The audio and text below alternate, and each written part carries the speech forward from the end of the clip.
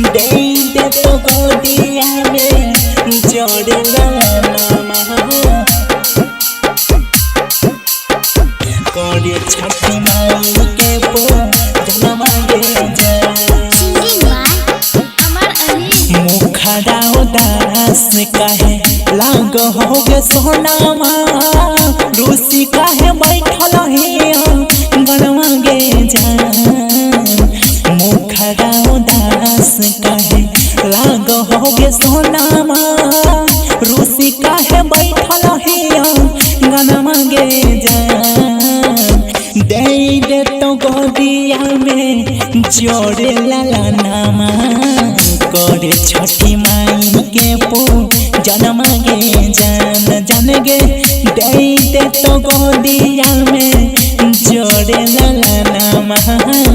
करे छठी माई के पूजन मांगे जान खुशी खुशी करे छठी माई के बड़तिया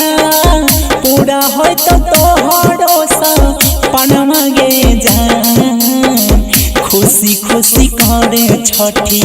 माई के बड़तिया पूरा हो तो तोहरो सपना मांगे जान दे दे तो गोदिया में जोड़े लाना करे छठी माई के पूजन मांगे जान जान गे दे दे तो गोदिया में जोड़े लाना करे छठी माई के पूजन मांगे जान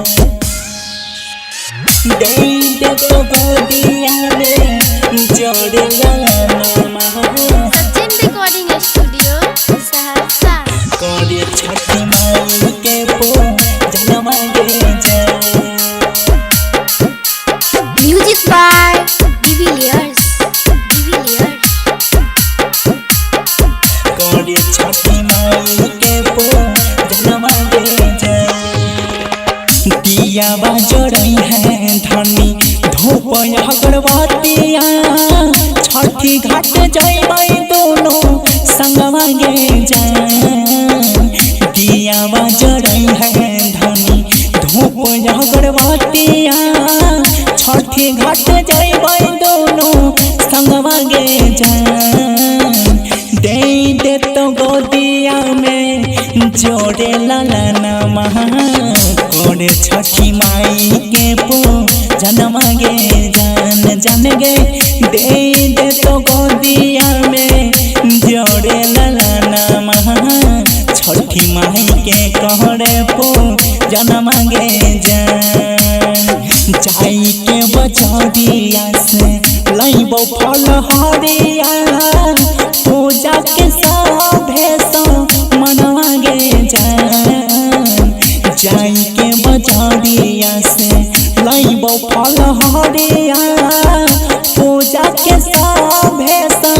मन मांगे जान दे दे तो गोदिया में जोड़े लाना करे छठी माई के पूजन मांगे जान जान गे दे दे तो गोदिया में जोड़े लाना करे छठी माई के पूजन मांगे जान दे दे तो गोदिया में जोड़े लाना करे छठी माई के पूजन मांगे जान म्यूजिक बाय डिविलियर्स करे छठी माई के पूजन मांगे जान छठी माई होतै अपना दोनों पक्ष होइया पूरा करी देतै और मन मांगे जान छठी माई होतै अपना दोनों पक्ष होइया पूरा करी देतै और मन मांगे जान दे दे तो गोदिया में जोड़े लाना करे छठी माई के पूजन मांगे जान जान गई दे तो गोदिया में जोड़े लाला महा करे छठी माई के जनवा के जान। राइटर कृष्णा लिखो माई के गीतिया अमर गावो है जनवा के जान। राइटर करण लिखो माई के गीतिया अमर गावो है जनवा के जान। दे तो गोदिया में जोड़े लाला महा करे छठी माई के जनवा के जान। जान गे दे तो गोदिया में जोड़े लाला महा करे छठी माई के जनवा के जान। Sachin recording studio Saharsa.